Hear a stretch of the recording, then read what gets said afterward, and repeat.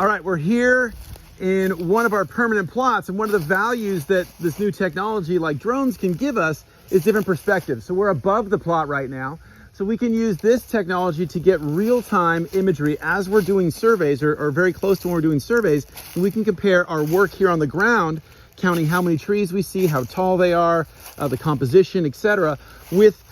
aerial pictures that are tied to that same exact spot. We can then take this this correlation that we get here, and when we go and collect imagery throughout the forest, we can apply these correlations to the rest of the forest, and we can get an estimate of the tree count, the species composition, etc., simply from aerial imagery. So a great use of drone technology, a great use of conservation innovations, and a great way to boost our efficiency and efficacy to have better conservation outcomes across a whole variety of systems here in Louisiana and elsewhere.